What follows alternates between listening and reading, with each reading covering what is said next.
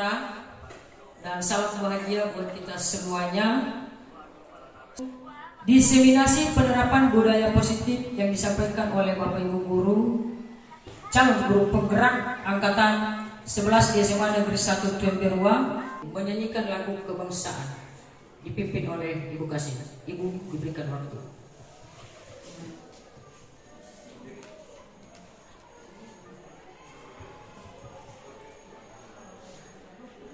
Bapak Ibu diundang berdiri.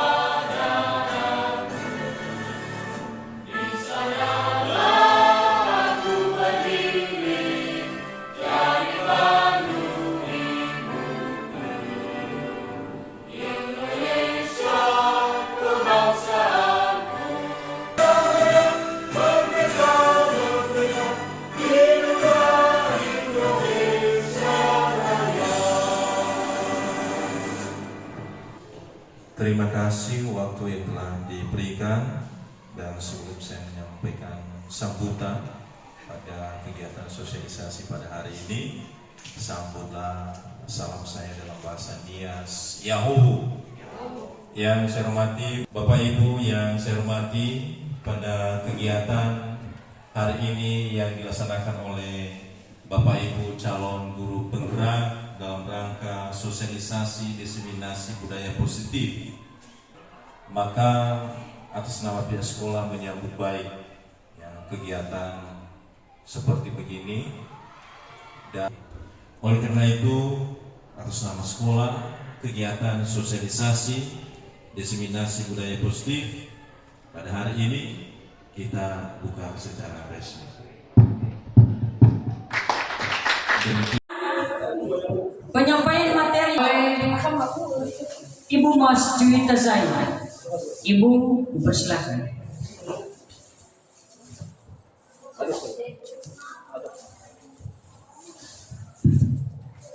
Baik, terima kasih waktu dan kesempatan yang diberikan kepada saya. Namun sebelumnya sambut salam dari saya, ya ahu. Yang saya hormati Bapak Kepala Sekolah SMA Negeri 1 Tuemberua, yang saya hormati Bapak Wakil Kepala Sekolah bidang kurikulum, dan Bapak Ibu yang saya hormati yang telah berkenan hadir pada kesempatan ini.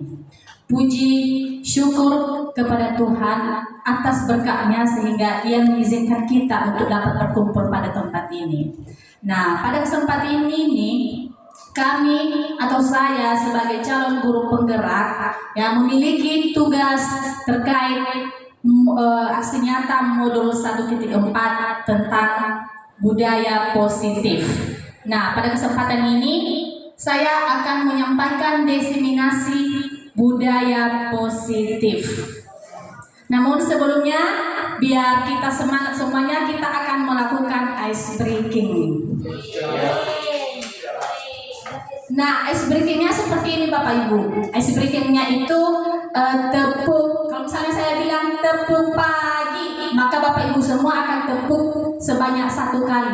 Misalnya tepuk pagi, tepuk siang. Kalau tepuk siang 2 kali, tepuk sore 3 kali, tepuk malam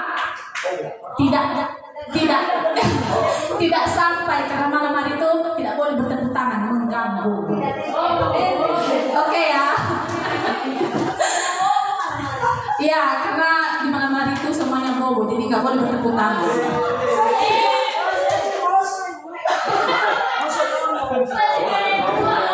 Tepuk pagi, tepuk siang, tepuk sore, tepuk malam. Sekali lagi, tepuk pagi, tepuk siang, tepuk sore, tepuk pagi.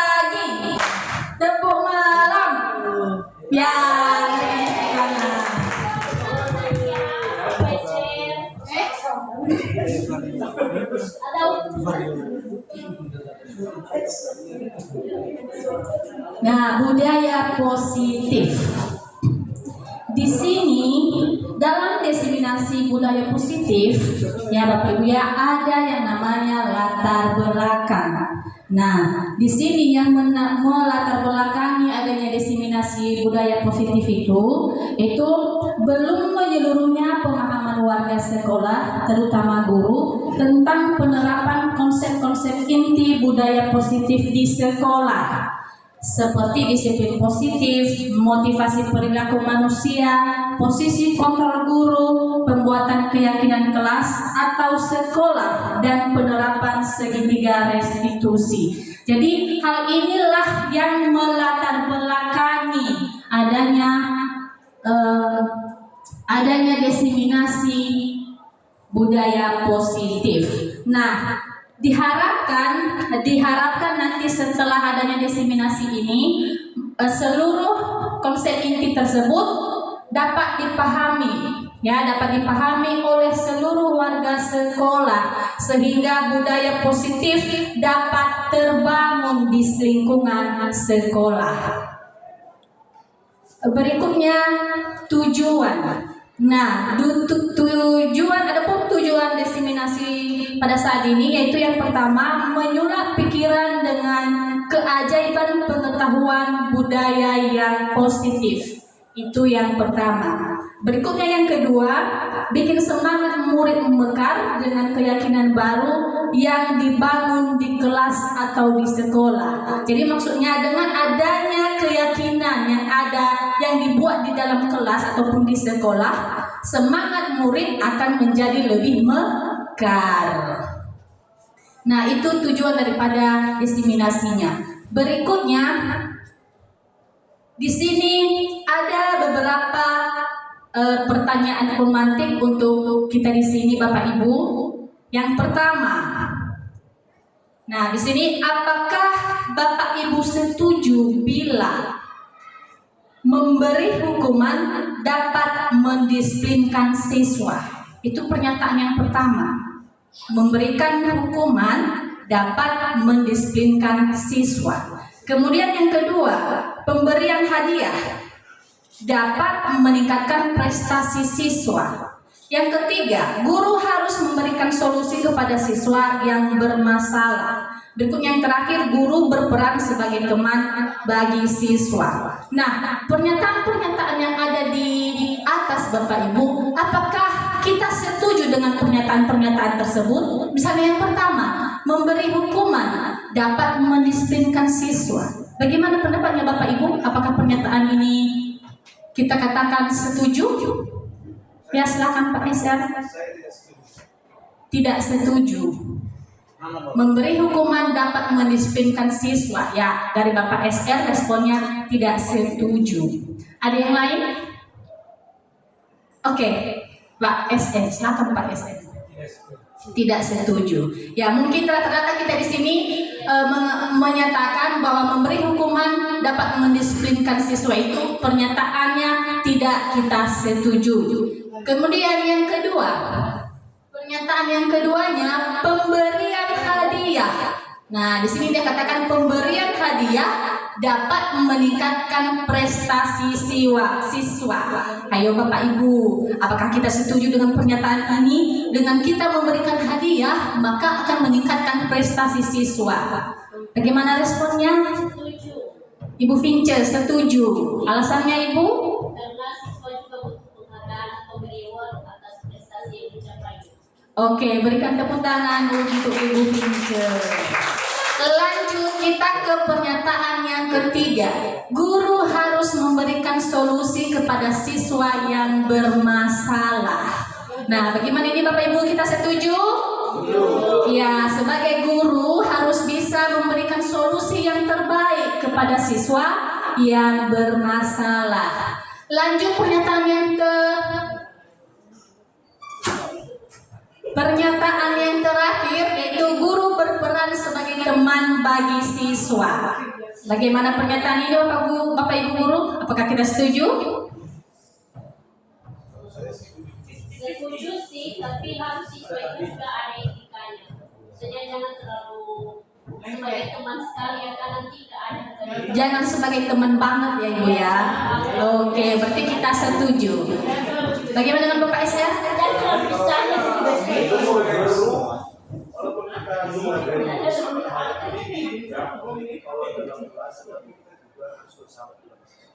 Ya, sebagai guru juga harus bisa menjadi seorang sahabat bagi siswa. Baik, terima kasih. Kita lanjut. Nah, di sini ada perubahan paradigma. Nah, di sini ada sebuah kegiatan yang mana kegiatan ini kegiatan ini namanya cobalah buka. Cobalah buka. Nah, ternyata seperti itu, cobalah buka. Nah, jadi ini merupakan Bapak Ibu, saya minta Bapak Ibu menyediakan selembar kertas atau secari kertas yang kecil saja. Sudah. Kemudian selembar kertas kecil saja. Kemudian boleh Bapak Ibu menuliskan sesuatu yang berharga di dalam hidup Bapak Ibu. Artinya apa sih sesuatu itu yang berharga di dalam hidup saya? Jadi Bapak Ibu boleh tuliskan di situ.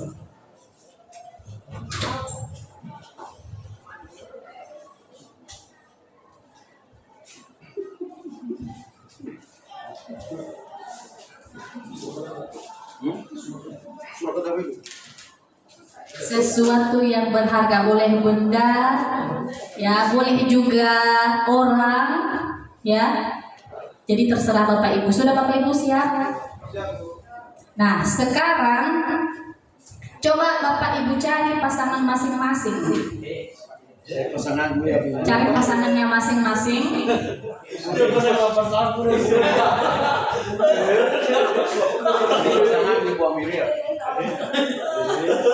Nah, di sini ya, Bapak Ibu ada yang berperan sebagai si A dan ada juga sebagai si B. Nah, di sini si A menggenggam secari kertas yang telah diisi atau ditulis Bapak Ibu tadi sesuatu yang berharga. Nah, sudah digenggam Bapak Ibu. Sekarang si B cobalah buka. Nah, itu makanya tadi dikatakan di sini permainan itu cobalah buka. Cobalah buka genggaman si A. Ya, berikan. Digenggam. Oke, sekarang tugasnya si B adalah meraih secari kertas yang ada dalam genggaman si B. Sudah? Bisa Bapak Ibu? Oke, sekarang apa yang bisa kita ambil pelajaran dari permainan cobalah buka? Tidak terbuka. Ada yang bisa memberikan respons? Oke, silakan Bapak SN. Ya, dari perubahan paradigma tadi pada kasus cobalah buka, maka saya telah berhasil membuka genggaman Pak Yud. Dengan hasilnya beliau menulis yang paling berharga dalam hidupnya adalah istri dan anak-anak. Nah, cara saya tadi membukanya, saya merayu Bapak Yud. Saya bilang, bukalah. Jadi posisi Bapak Yud di sini adalah dia suka dirayu. Terima kasih. Ya, berikan tepuk tangan dulu.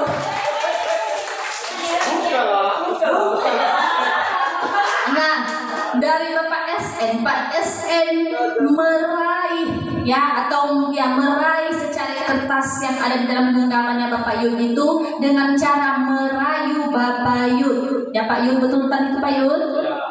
Berarti Bapak Yud ini suka dirayu.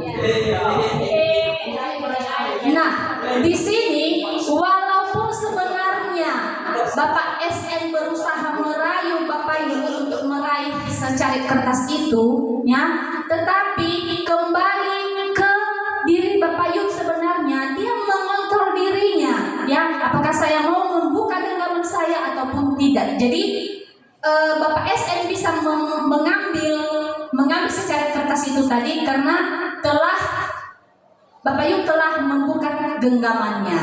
Nah, jadi kontrol diri di sini berada pada Bapak Yud. Oke. Sekarang kita lanjut.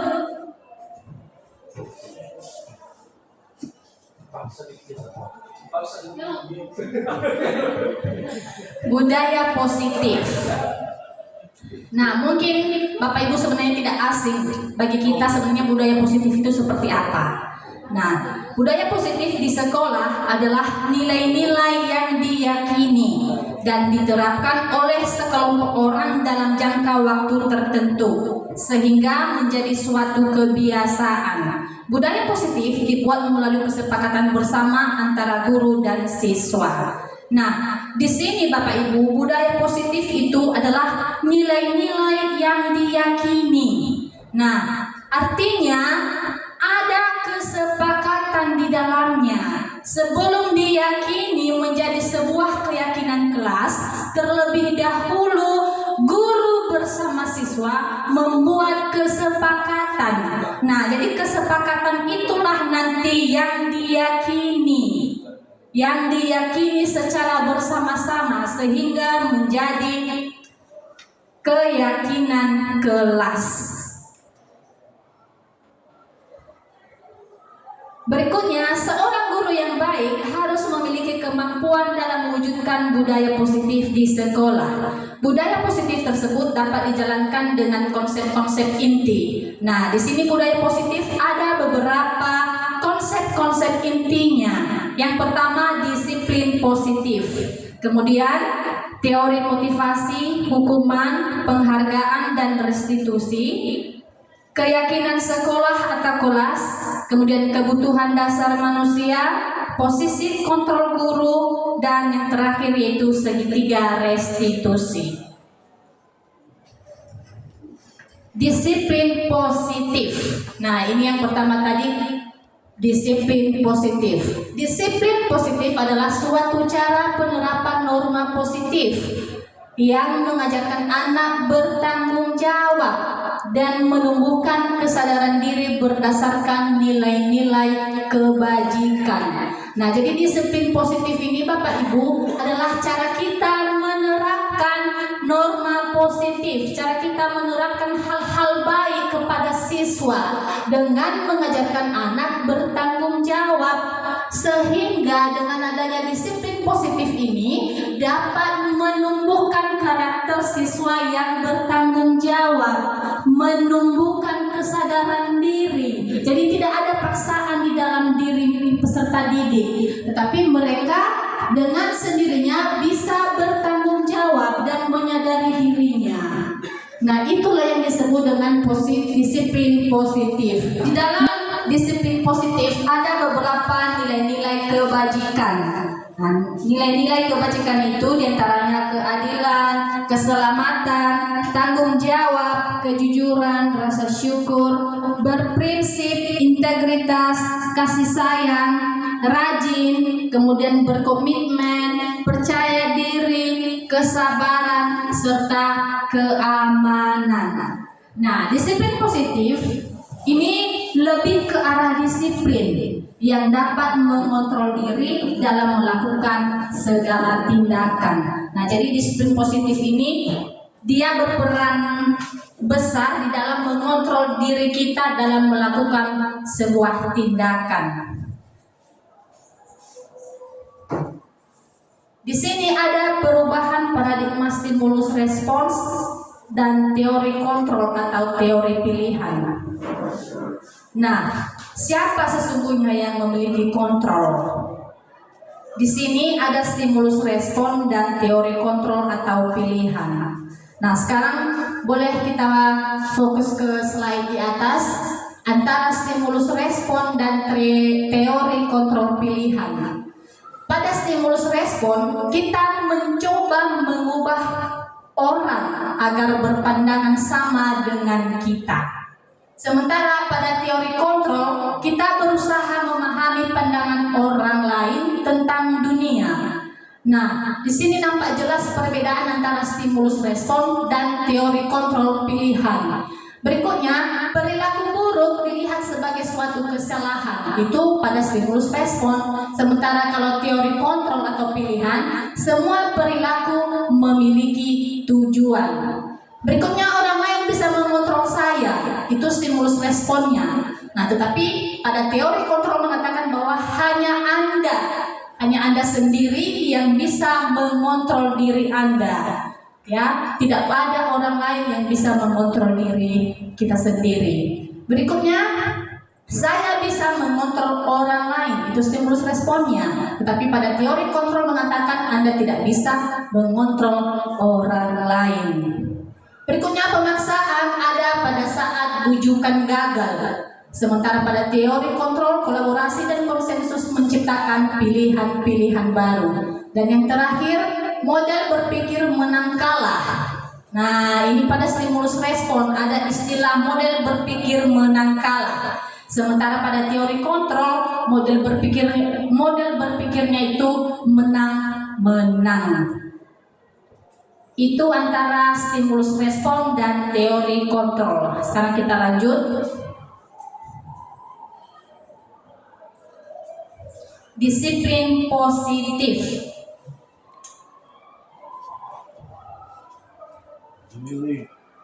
Makna daripada disiplin positif di sini yaitu belajar mengontrol diri dengan menggali potensi kita agar tercapai tujuan mulia.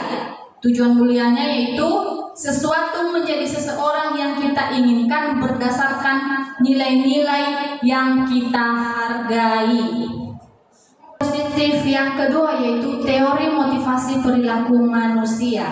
Nah, di sini ada beberapa teori motivasi seseorang berperilaku, ya.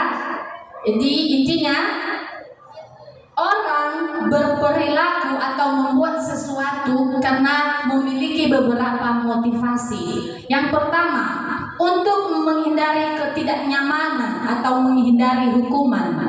Berikutnya yang kedua, untuk mendapatkan imbalan dari orang lain. Kemudian untuk menghargai diri sendiri. Nah, yang pertama ini untuk menghindari ketidaknyamanan atau hukuman.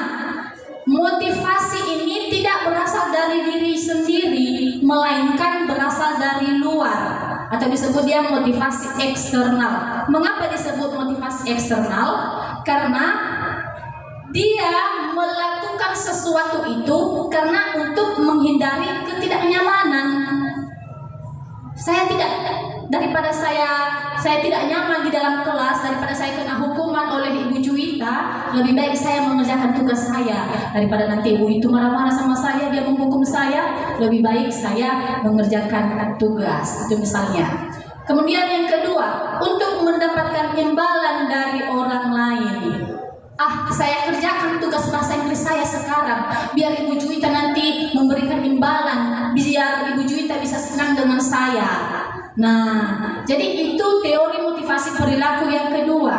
Dan motivasi ini dikatakan motivasi eksternal. Mengapa? Dia tidak termotivasi oleh dirinya sendiri, tetapi motivasi itu berasal dari luar. Disebut dengan motivasi eksternal. Berikutnya yang ketiga, untuk menghargai diri sendiri. Nah, ini yang bagus Bapak Ibu, teori motivasi perilaku manusia, yaitu untuk menghargai diri sendiri. Artinya dia melakukan atau dia berperilaku, ya, itu untuk menghargai dirinya sendiri sebagai manusia yang bisa mendapatkan kebahagiaan setinggi-tingginya. Nah, ini motivasi internal, motivasi yang berasal dari dirinya sendiri. Nah, itu terkait teori motivasi perilaku manusia.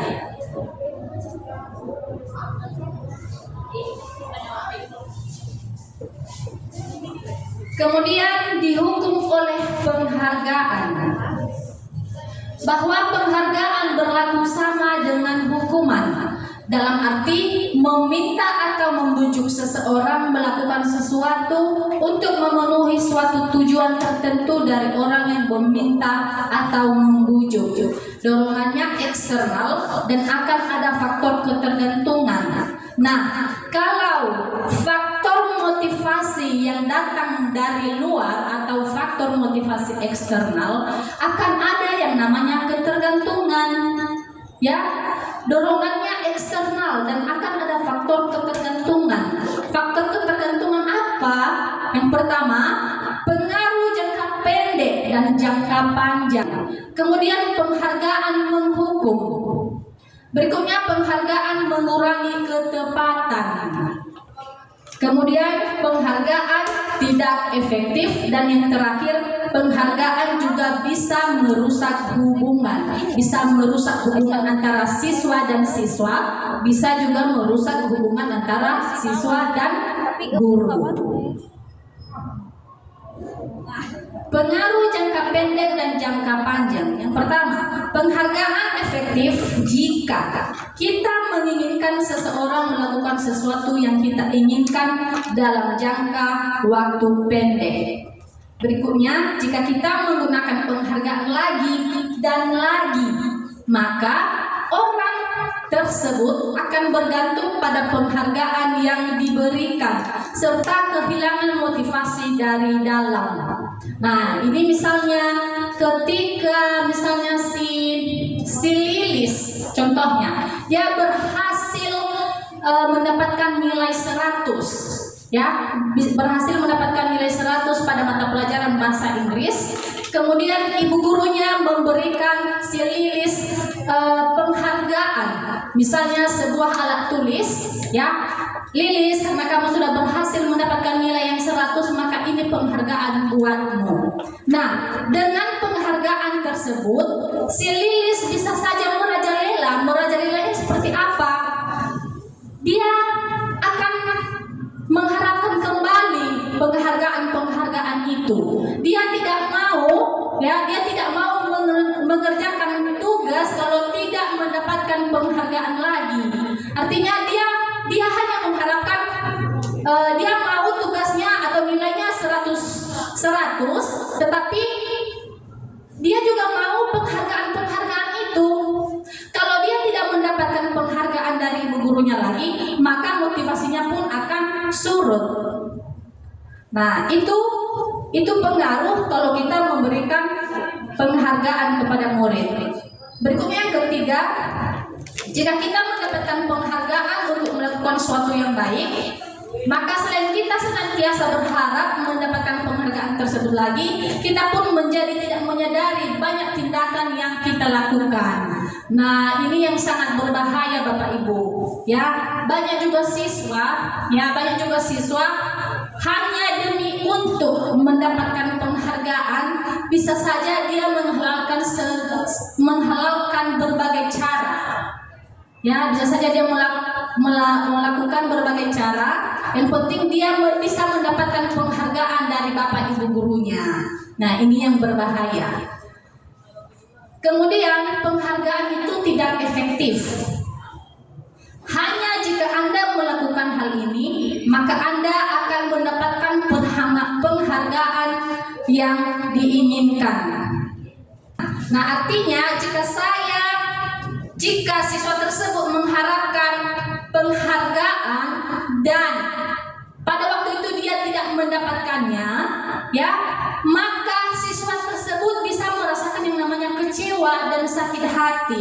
Percuma saya capek-capek mengerjakan tugas bahasa Inggris dari Ibu Juwita, percuma saya semalam begadang mengerjakan soal ini, toh juga Ibu Juwita tidak memberikan saya penghargaan. Jadi dia kecewa, dia iri hati, dia berkecil hati.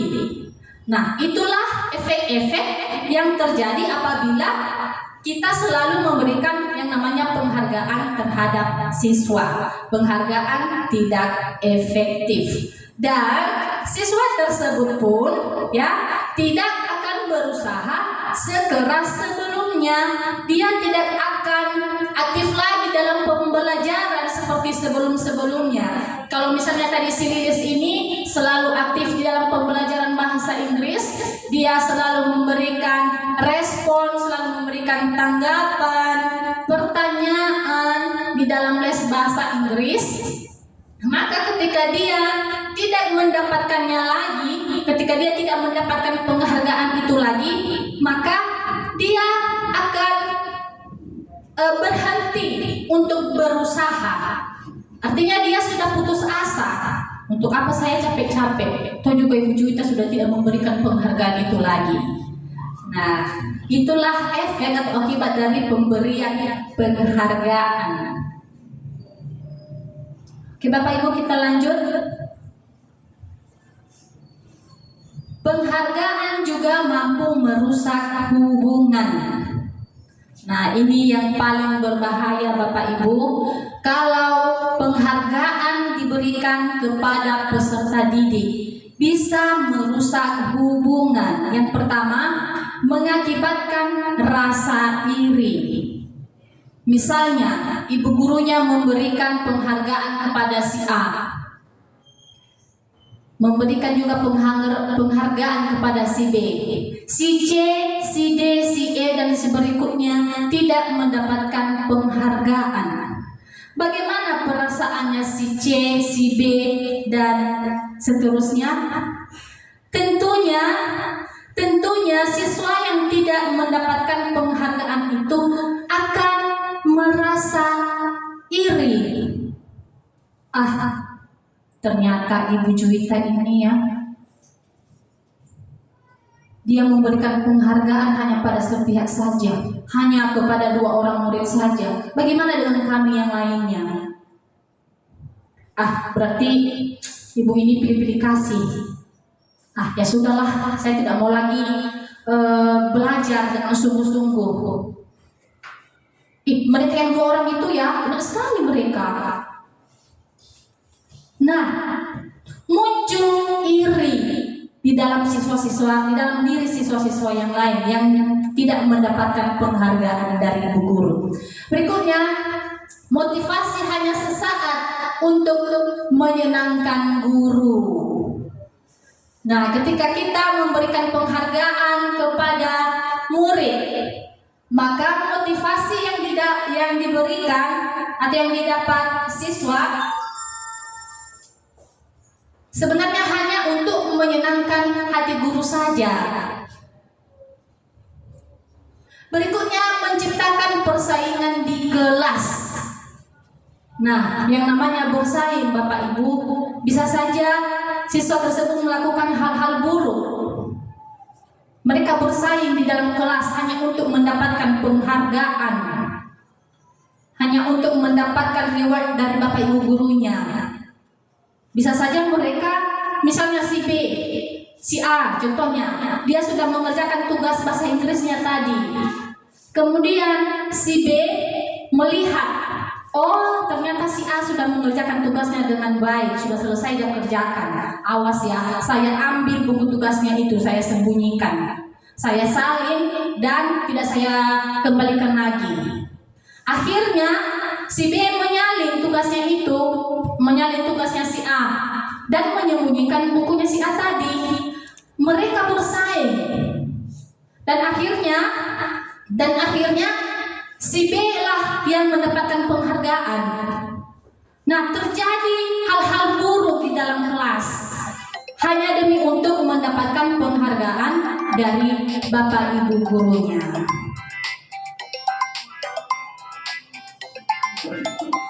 Nah, berikutnya pengakuan atau apresiasi. Apresiasi adalah penilaian positif yang diberikan seseorang terhadap orang lain atau bisa juga terhadap sesuatu yang dia kerjakan. Selain pekerjaan, apresiasi juga lekat dengan segala hal yang berhubungan karya seni, karya sastra, atau karya-karya lainnya. Nah, di dalam memberikan apresiasi atau pengakuan, perlu diingat beberapa hal. Yang pertama, beri pengakuan secara khusus. Nah, kalau kita memberikan pengakuan ini, jangan di depan kelas. Secara khusus kita memberikan pengakuan. Berikutnya, beri pengakuan secara pribadi. Ini juga hampir semirip.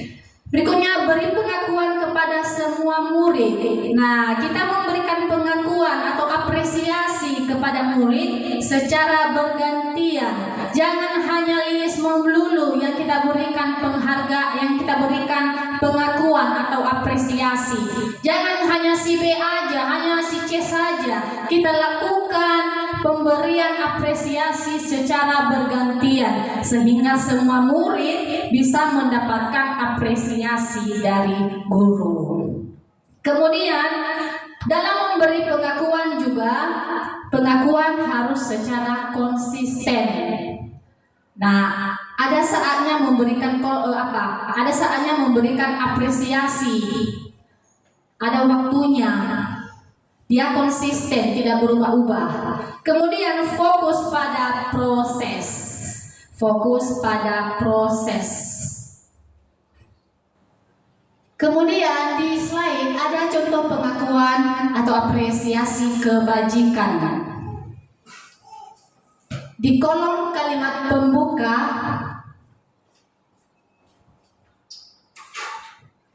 sekali lagi saya ulang, di slide ada 3 kolom: kalimat pembuka, kolom kalimat kebajikan, dan situasi. Di kalimat pembuka kemarin saya perhatikan nilai kebajikannya, rasa empatimu besar sekali. Situasinya pada saat menolong murid baru, murid baru di kelas kita. Kemudian kalimat pembuka yang berikutnya, saya menghargai. Nah, nilai kebajikannya kepedulianmu. Situasinya pada saat kamu membantu teman-temanmu di tugas kelompok.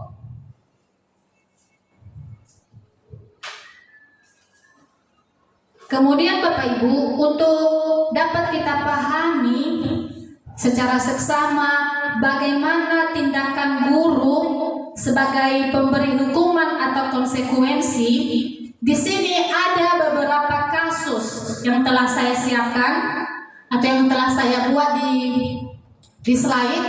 Yang pertama, mencatat 100 kali di dalam buku kalimat, saya tidak akan terlambat lagi karena terlambat ke sekolah. Artinya 100 kali di dalam buku itu siswanya menulis saya tidak akan terlambat lagi. Berikutnya, lari mengelilingi lapangan basket 2 kali karena terlambat hadir di sekolah. Kemudian ketiga, murid diminta untuk push up. Push up-nya sebanyak 15 kali karena tidak menggunakan masker ke sekolah.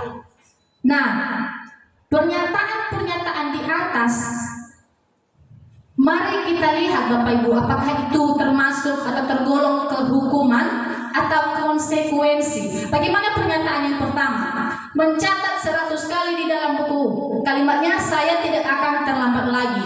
Apakah itu hukuman atau konsekuensi?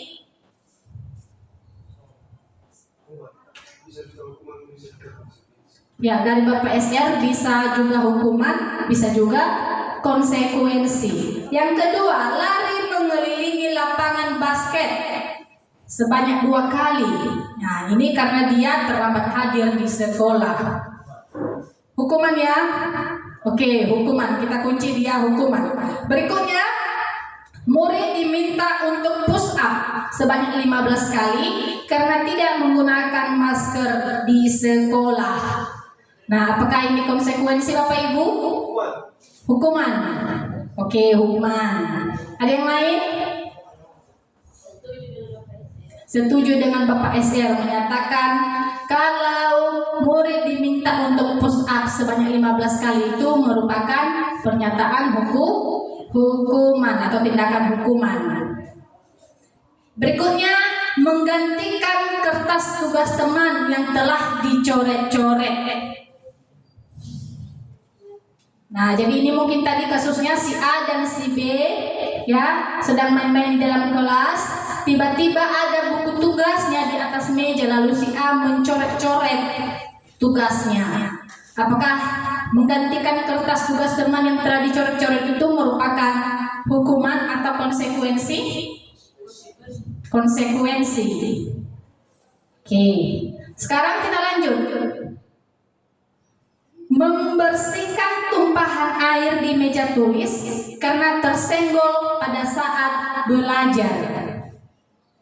Apakah dia masuk ke hukuman? Konsekuensi. Bagaimana yang lainnya? Ibu Dian barangkali ada responnya? 1, 2, 3, 4, 5. Membersihkan tumpahan air. Konsekuensi. Sekarang murid disuruh untuk tidak mengenakan sepatu seharian. Bayangkan Bapak Ibu, ya, siswa ini disuruh tidak mengenakan sepatu seharian. Ya, alasannya karena tidak mengenakan sepatu hitam. Hanya gara-gara siswanya tidak mengenakan sepatu hitam, maka muridnya ini disuruh untuk tidak mengenakan sepatu seharian di sekolah, di lingkungan sekolahnya. Hanya gara-gara dia memakai sepatu yang berwarna mungkin, ya, maka dia disuruh untuk tidak memakai sepatu lagi. Apakah tindakan guru tersebut dikatakan sebagai pemberi hukuman? Konsekuensi.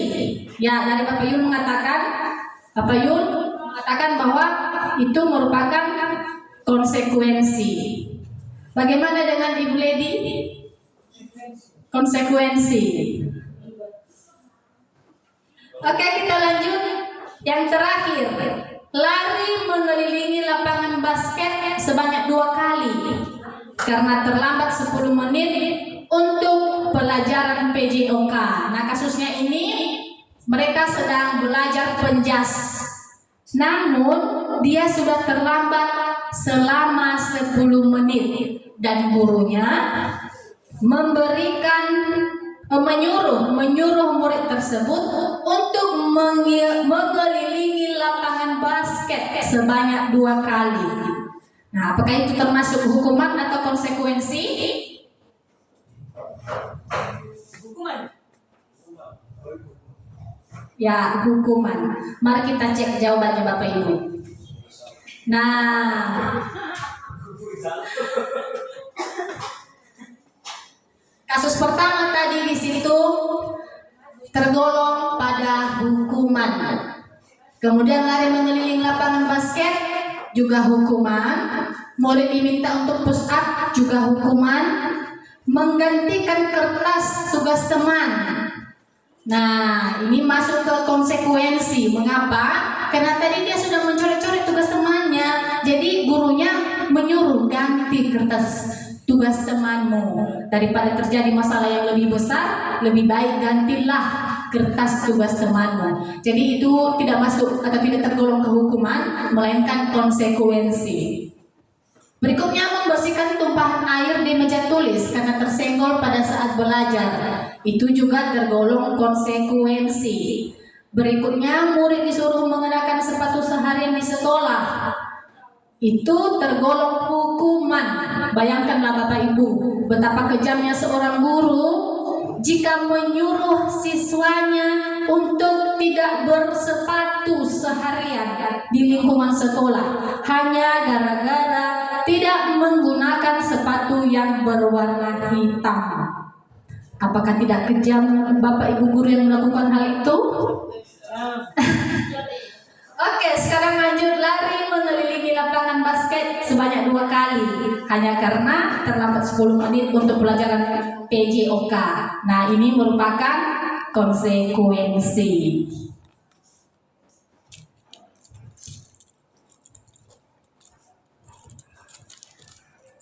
Kemudian di sini ada tabel perbedaan hukuman dan konsekuensi. Hukuman, sesuatu yang menyakitkan harus terjadi. Itu pada hukuman, sesuatu yang menyakitkan harus terjadi. Pada konsekuensi, sesuatu harus terjadi.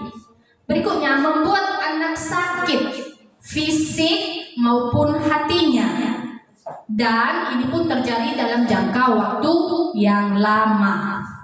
Nah, sementara kalau kita melakukan konsekuensi atau memberikan konsekuensi pada murid, membuat anak merasa tidak nyaman. Dia tidak nyaman dengan konsekuensi yang kita berikan. Namun, konsekuensi yang kita berikan itu dia merasakan tidak nyamannya hanya dalam jangka waktu pendek. Nah, pada pemberian hukuman, anak membenci kedisiplinan. Anak membenci kedisiplinan. Kita menghukum siswa, kita menghukum anak-anak hanya untuk mendisiplinkannya. Akhirnya apa yang terjadi? Anak membenci kedisiplinan. Nah, sementara kalau kita memberikan konsekuensi, anak lebih menghargai yang namanya disiplin. Ya, nampak sekali perbedaannya. Kalau pada hukuman, anak-anak akan membenci. Kalau kita memberikan konsekuensi, anak-anak lebih menghargai disiplin. Kemudian pada hukuman adanya paksaan. Contohnya,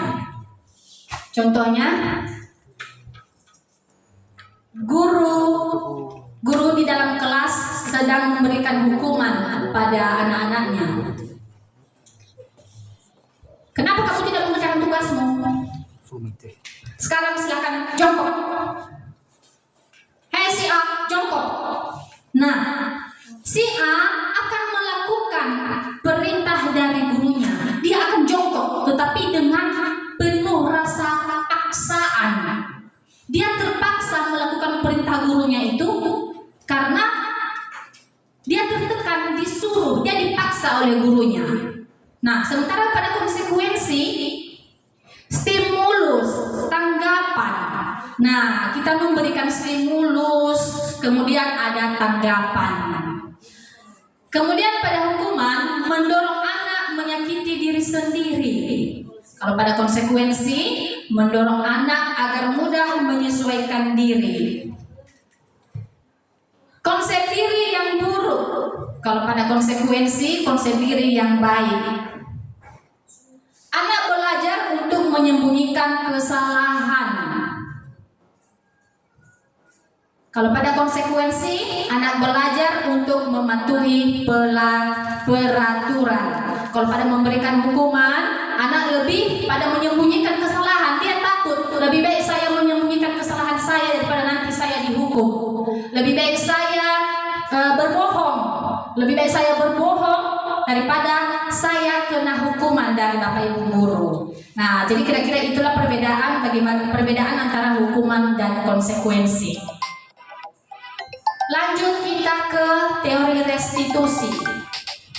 Restitusi adalah proses menciptakan kondisi bagi murid untuk memperbaiki kesalahan mereka sehingga mereka bisa kembali pada kelompok mereka dengan karakter yang lebih kuat. Nah, pemberian restitusi ini memperbaiki kesalahan siswa. Dengan kita memperbaiki kesalahan siswa tersebut mampu kembali lagi, bisa diterima kembali oleh kelompoknya. Kemudian restitusi juga merupakan proses kolaboratif yang mengajarkan murid untuk mencari solusi dalam masalah mereka. Nah, dengan restitusi kita mengajarkan siswa bagaimana menemukan solusi pada masalah yang sedang mereka hadapi.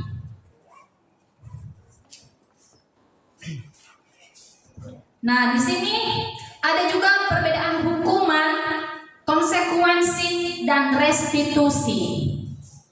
Pada hukuman, di sini sudah dicap identitasnya gagal.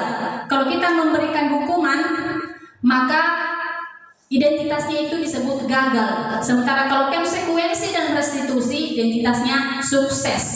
Hanya saja perbedaannya di sini, pada konsekuensi, murid atau anak menghormati peraturan. Sementara pada restitusi, murid menghormati dirinya dan orang lain. Nah, pada pemberi hukuman di sini, dia dinyatakan negatif. Sementara pada konsekuensi dia bersifat netral dan restitusi bersifat positif.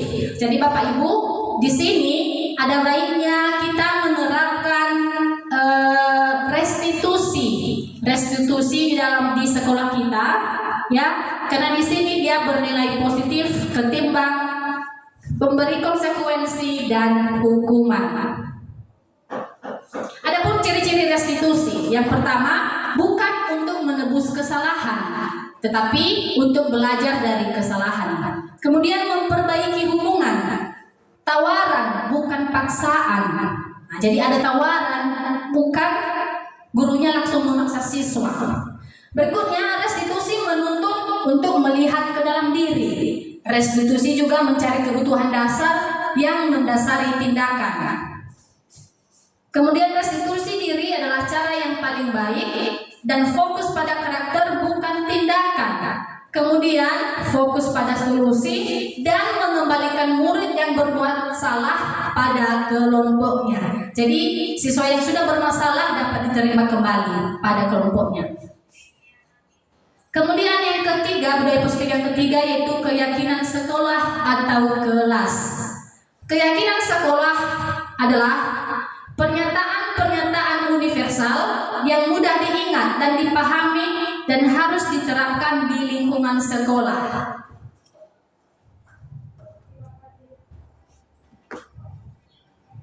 Nah, keyakinan kelas ini berasal dari kelas, yang mana guru bersama siswa menyepakatinya secara bersama-sama. Bukan hanya gurunya yang membuat keyakinan kelas itu, tetapi guru bersama siswa.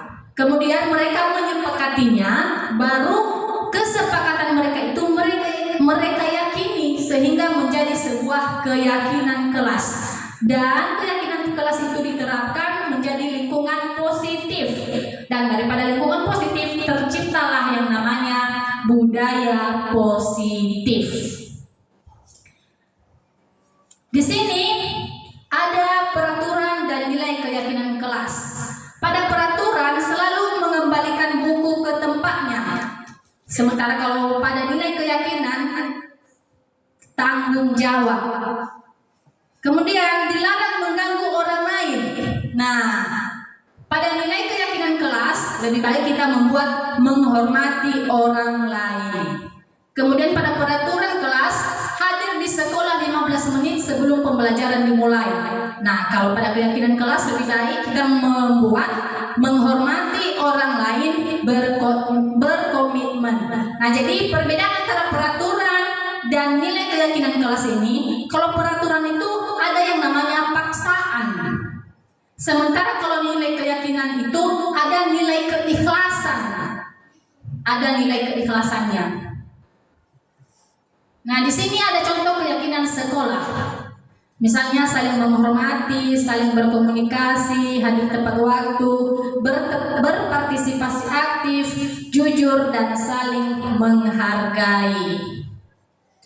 Berikutnya budaya positif yang keempat adalah kebutuhan dasar manusia. Kebutuhan dasar manusia ini ada 5. Yang pertama, kebutuhan bertahan hidup atau survival. Berikutnya, kasih sayang dan rasa diterima. Kemudian, kebutuhan penguasaan, kebebasan, dan kebutuhan kesenangan. Nah, pada kebutuhan bertahan hidup ini adalah yang utama. Kebutuhan bertahan hidup, kebutuhan yang bersifat fisiologis untuk bertahan hidup, misalnya kesehatan, rumah, makanan, dan minuman. Kalau tidak ada kebutuhan ini tidak tercukupi, maka dia tidak bisa bertahan hidup. Berikutnya, kebutuhan akan kasih sayang dan rasa diterima. Nah, ini meliputi kebutuhan akan hubungan dan koneksi sosial. Kemudian kebutuhan penguasaan. Ini berhubungan dengan kekuatan dalam mencapai sesuatu, menjadi kompeten, menjadi terampil di kelompoknya, sehingga memiliki rasa percaya diri. Berikutnya kebebasan. Kebutuhan ini adalah kebutuhan akan kemandirian. Dia ingin bebas, memiliki pilihan, menjalani pilihannya itu, dan mampu mengendalikan arah hidup seseorang. Berikut yang terakhir itu kebutuhan akan kesenangan. Itu kebutuhan untuk mencari kesenangan, bermain, dan tertawa. Bayangkan hidup tanpa kenikmatan apapun, betapa menyedihkan. Dan budaya positif yang kelima yaitu posisi kontrol guru. Yang pertama, guru sebagai penghukum. Dan yang kedua, posisi kontrol gurunya yaitu guru sebagai pembuat merasa bersalah. Dan yang ketiga, guru sebagai teman, guru sebagai pemantau, dan guru sebagai manajer. Nah, di sini guru sebagai penghukum, ya, dia selalu menyelesaikan masalah dengan cara menghukum siswa. Dengan cara menghukum siswa. Nah, kalau guru sebagai pembuat merasa bersalah, dia menyalahkan murid tersebut gara-gara kamu ini, gara-gara tingkahmu ini, makanya hal ini terjadi. Kemudian guru sebagai teman, ayolah kerjakan tugasmu, ya, bantu ibu, silahkan kerjakan tugasmu. Nanti ibu bisa kena marah oleh kepala sekolah kalau tugasmu tidak selesai. Kemudian guru sebagai pemantau. Sudah berapa kali kamu melakukan kesalahan? Sudah 2 kali ya? Oke, ingat ya, sudah 2 kali. Kalau ketiga kali nanti mungkin ibu akan lebih keras lagi. Nah, jadi memantau kesalahan murid. Kemudian guru sebagai manajer. Nah, di sini guru bersama siswa sama-sama mencari solusi yang terbaik dalam memecahkan suatu masalah yang dihadapi oleh murid. Berikutnya, Bapak Ibu, budaya positif yang terakhir adalah segitiga restitusi. Segitiga restitusi merupakan suatu dialog yang dijalankan oleh guru atau orang tua, tujuannya untuk menghasilkan murid yang mandiri dan bertanggung jawab. Ketika kita sebagai guru melakukan restitusi terhadap permasalahan siswa, maka siswa tersebut mampu berkarakter, mampu mandiri dan bertanggung jawab. Artinya dia belajar dari kesalahan yang telah dia buat. Nah, di sini ada 3 tahapan atau langkah-langkah segitiga restitusi. Yang pertama, menstabilkan identitas. Kemudian yang kedua, validasi tindakan yang salah, dan yang terakhir, menanyakan keyakinan. Menstabilkan identitas ini contoh kalimatnya. Nah, berbuat salah itu tidak apa-apa. Saya juga manusia. Ya, saya juga manusia dan tidak ada manusia yang sempurna. Saya juga pernah melakukan kesalahan seperti itu. Ayolah, kita pasti bisa menyelesaikan ini. Bapak, Ibu tidak tertarik mencari siapa yang salah, tapi Ibu ingin mencari solusi dari permasalahan ini. Nah, jadi guru dan siswa sama-sama mencari jalan keluar dari permasalahannya atau solusi dari permasalahannya. Berikutnya, validasi tindakan yang salah. Di sini ada contoh kalimatnya. Kamu pasti punya alasan mengapa melakukan hal itu. Nah, di validasi tindakan yang salah ini, guru memberikan beberapa pertanyaan untuk memvalidasi tindakan yang salah tersebut. Kamu boleh mempertahankan sikap itu, tapi kamu harus lebih menambahkan sikap yang baru. Kamu patut bangga pada dirimu sendiri karena kamu telah melindungi sesuatu yang penting buatmu. Nah, itulah validasi tindakan yang salah. Sekarang kita lanjut, langkah menanyakan keyakinan. Apa yang kita percaya sebagai kelas atau keluarga? Bisa juga, masih ingatkah kamu apa keyakinan kelas kita? Apa nilai-nilai umum yang telah kita sepakati? Nah, kita tanyakan keyakinan anak tersebut. Kamu mau jadi orang yang seperti apa? Bayangkan, apa bayangan kita tentang kelas yang ideal? Jadi kita memberikan pertanyaan-pertanyaan itu untuk menanyakan keyakinan murid. Oke, Bapak Ibu, sekian untuk hari ini tentang sosialisasi budaya positif. Kurang lebih saya ucapkan terima kasih. Ya Allah.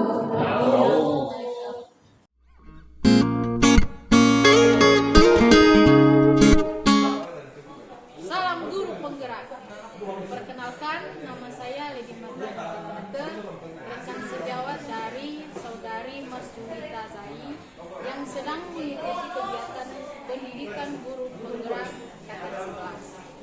Pemaparan beliau tentang konsep-konsep tinggi budaya positif mengubah paradigma kami dalam melaksanakan pembelajaran dan cara pandang menghadapi siswa di sekolah. Saya tertarik dari posisi kontrol diri yang telah dipaparkan beliau. Ternyata posisi sebagai manajer dalam mengelola siswa menjadi perubahan kami dalam menghadapi siswa ke depannya. Terima kasih Ibu Nita, semoga perjuangan Ibu dalam mengikuti pendidikan guru penggerak semakin sukses. Terima kasih. Baik, perkenalkan nama saya Wandri Edvince Talambanua SPD. Saya adalah rekan sejawat dari seorang guru yang bernama Mas Juwita Zai SPD, yaitu salah satu yang sekarang menjadi calon guru penggerak. Nah, tadi beliau sudah menjelaskan atau mensosialisasikan kepada kami rekan-rekan guru tentang budaya positif sebagai tugas dari modul kerja beliau, dan saya sendiri respon saya dari sosialisasi atau pemaparan beliau, saya sangat merasa puas dan senang. Kenapa? Karena dari situ saya belajar bagaimana mengimplementasikan budaya positif kepada peserta didik atau siswa dalam kegiatan pembelajaran. Ada hal-hal baik yang saya dapatkan, di mana sebagai seorang guru tidak boleh memberikan hukuman, melainkan kita harus menjadi kontrol yang baik atau manajer kepada peserta didik kita. Jadi semoga apa yang disampaikan beliau, kami dan saya sendiri dapat mengaplikasikannya ketika melakukan kegiatan pembelajaran di dalam kelas dan juga di lingkungan sekolah kami. Terima kasih kepada beliau dan terima kasih juga, itu saja respon singkat dari saya. Selamat siang.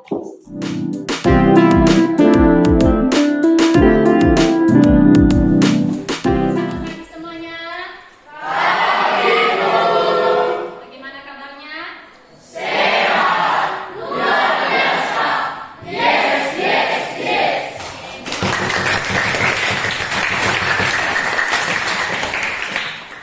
Terima kasih. Nah, berhubung karena ini adalah pertemuan pertama kita dalam memulaikan semester baru, ya, Ibu harapkan nanti anak-anak kami bisa mengikuti pembelajaran selama 1 semester ke depan ini dengan baik. Nah, dan sebelum kita mengikuti pembelajaran selama 1 semester ke depan, ya, ada baiknya kita terlebih dahulu membuat yang namanya keyakinan kelas. Nah, di antara ada yang tahu apa itu keyakinan kelas? Ada yang tahu? Kira-kira keyakinan kelas itu apa sih? Ada yang tahu? Coba minta tangan. Ya, silakan. Menurut saya, keyakinan kelas itu adalah sebuah catatan kecil yang disepakati oleh teman-teman Sebuah catatan kecil yang disepakati oleh teman-teman semua. Jadi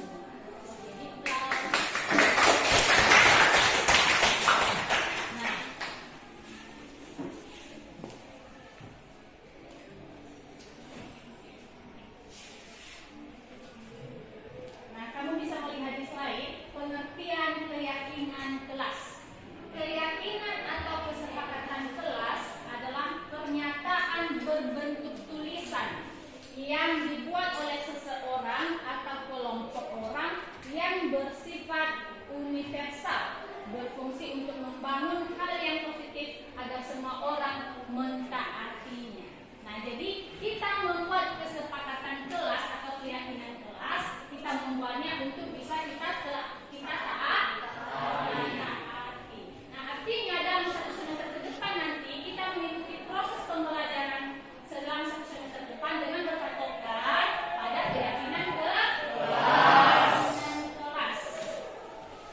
Kemudian keyakinan kelas ini jumlah kalimat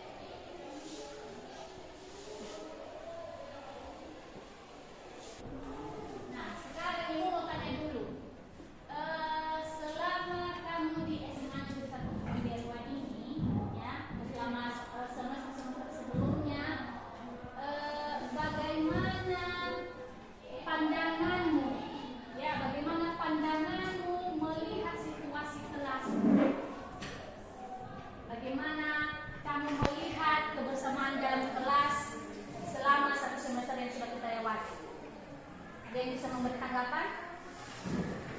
Oke, silakan.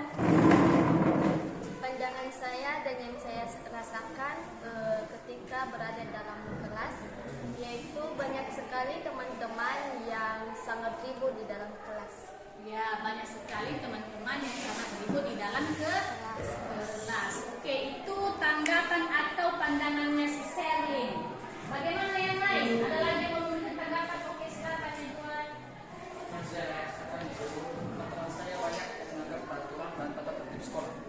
Ya, perasaannya atau tanggapannya banyak teman-teman yang melanggar peraturan dan tata tertib sekolah. Oke, ada lagi? Pandangan saya itu ruang kelas sering kotor karena masih ada teman-teman kami yang sering membuang sampah sembarangan. Oke, baik, terima kasih. Coba.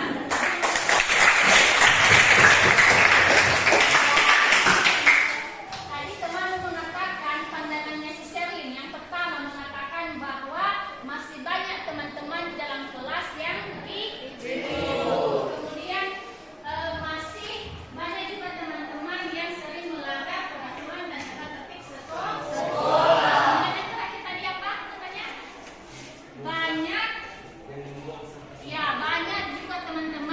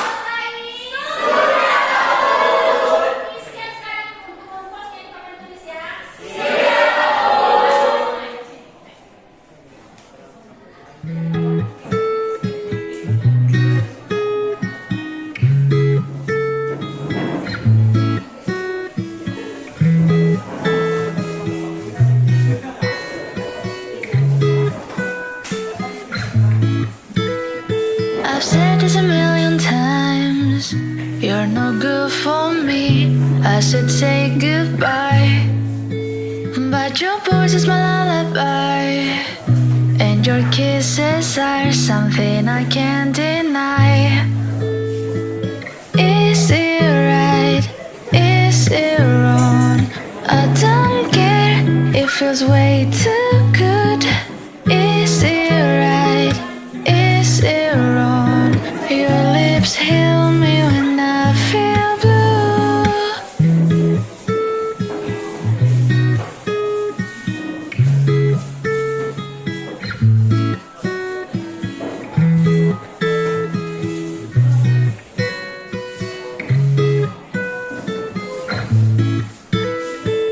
Some days I say you're the one I hate, but I wake up in your bed again.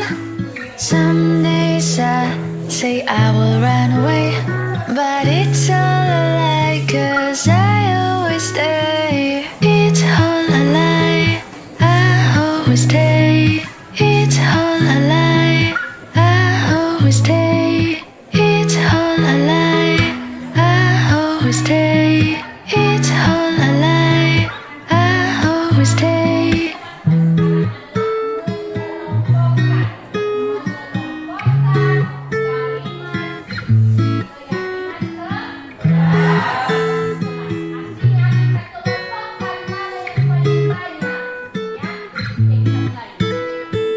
Is it right?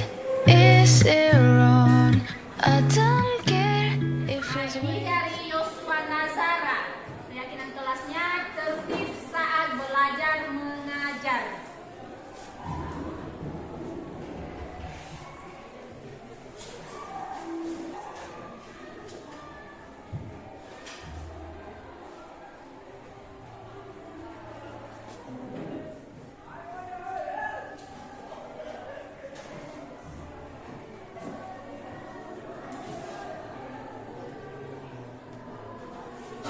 Kemudian ini ada dari Rafe, menghargai pendapat teman dan disiplin dalam kelas. Berarti saling menghargai ya, saling menghargai.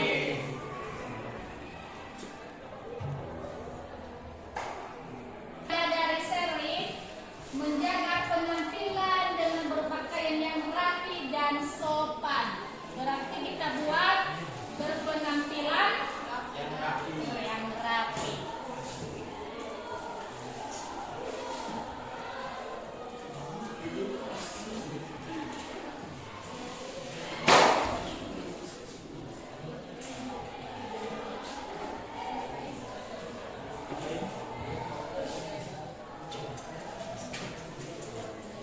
Oke, lanjut sekarang dari Sylvia, menjaga kebersihan diri sendiri, kelas dan lingkungan sekolah. Berarti intinya ini menjaga kebersihan. Sekarang dari si Christopher, bertanggung jawab.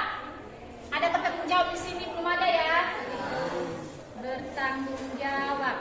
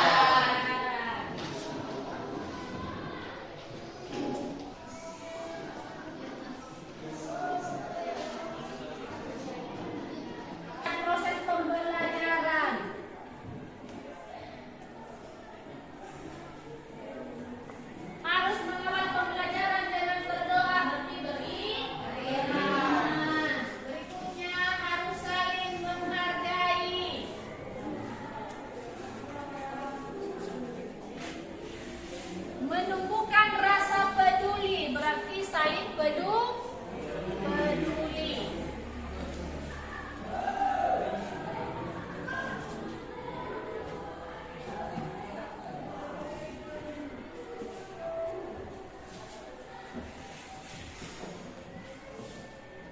Bertanggung jawab, menjaga kebersihan,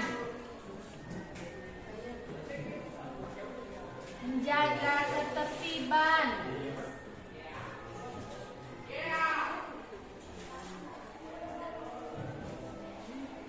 saling menghargai,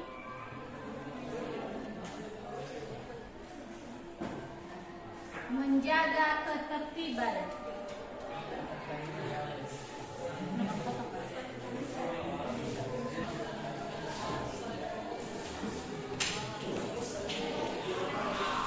Nah, sekarang kesepakatan kelasnya sudah kita kelompokkan. Ya, yang paling banyak yaitu apa? Saling menghargai. Jadi kita buat di sini setelah kita sepakati tadi, maka sekarang kita membuat keyakinan kelas.